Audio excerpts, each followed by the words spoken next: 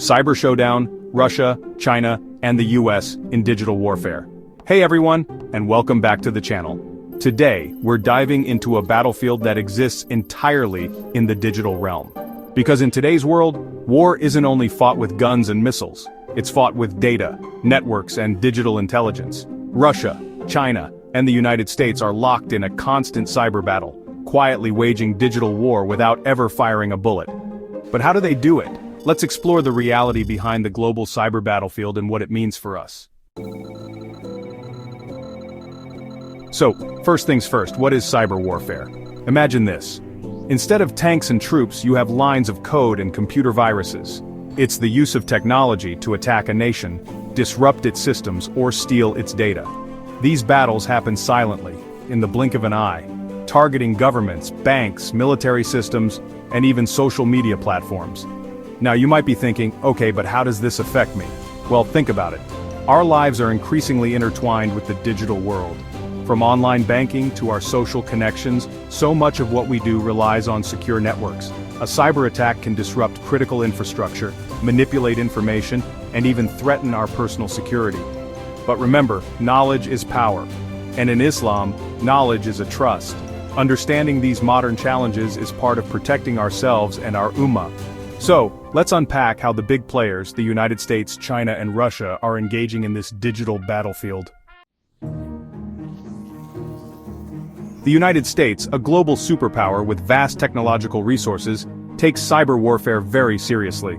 In fact, they established the U.S. Cyber Command, U.S. Cybercom, back in 2009. You can think of it as their digital army.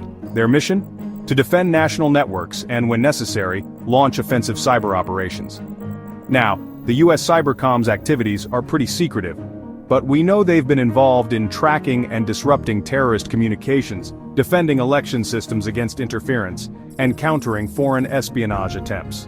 One well-known example is the Stuxnet virus, reportedly created by the U.S. in collaboration with Israel, which targeted Iran's nuclear facilities in 2010. However, it's essential to remember that while we discuss these events, we must avoid making unjust assumptions or rushing to judgment. Islam teaches us to be just, even with those we may disagree with. Our goal here is to understand the complexities of this digital battlefield, not to demonize any one player. Chapter 3. Next, we turn our attention to China. Now, China is believed to have one of the largest and most sophisticated cyber armies in the world, operating under the People's Liberation Army, PLA, Strategic Support Force. Their approach is multi-pronged, focusing on three key areas.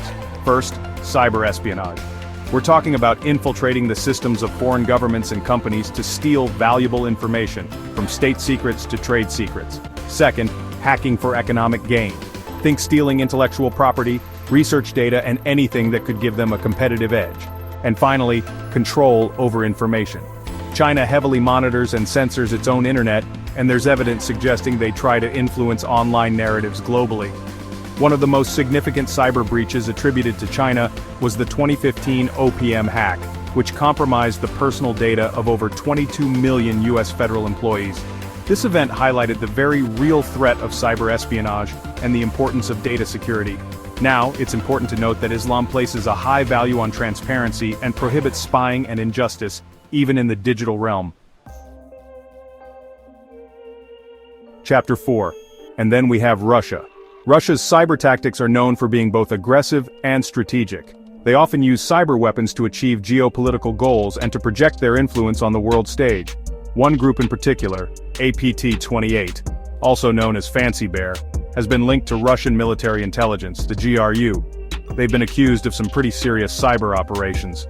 For example, there's election interference, like their alleged meddling in the 2016 US presidential elections. Then there are disinformation campaigns where they spread propaganda and fake news to sow discord and manipulate public opinion. And let's not forget the critical infrastructure attacks like the one on Ukraine's power grid in 2014, which left hundreds of thousands of people without electricity. Another infamous incident was the NotPetya malware attack in 2017, which crippled businesses worldwide and caused billions of dollars in damage. While attribution in cyber warfare is notoriously difficult, many cybersecurity experts believe Russia was behind it.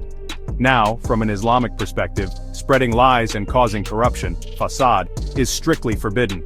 Allah, SWT, warns us against sowing discord among people in Surah Al-Baqarah, Ayah 205. So, whether it's spreading disinformation or disrupting essential services, these actions have real-world consequences and go against the very principles of truth and justice that Islam upholds. Chapter 5. As technology continues to advance, so does our responsibility in navigating this complex digital landscape. Cyber attacks don't just target governments and big corporations. They can affect our privacy, our finances, and even our faith. So, what can we do? First and foremost, we need to educate ourselves about online security. Think of it like locking your front door. You wouldn't leave it wide open, right? The same goes for our digital lives. We need to be cautious about the information we share online, be wary of suspicious links and emails, and create strong, unique passwords for our accounts. Remember, cybersecurity isn't just the responsibility of governments and tech companies. It starts with each and every one of us being aware and taking simple but effective steps to protect ourselves. Prophet Muhammad, peace and blessings be upon him, said, "Part of the perfection of one's Islam is leaving that which does not concern him." Tirmidhi. This hadith teaches us to be mindful of our actions and to avoid unnecessary involvement in matters that could harm us or others. In the digital age, this includes being discerning about the information we consume and share, and refraining from participating in the spread of misinformation or harmful content. The cyber battlefield isn't bound by physical borders. It's a constant struggle for influence, control, and information. As Muslims, we have a responsibility to be informed, to stay true to our values, and to use technology wisely for good, not for harm. Knowledge is a blessing, and with it comes responsibility. May Allah SWT protect us and guide us in every space, even the digital one. Ameen.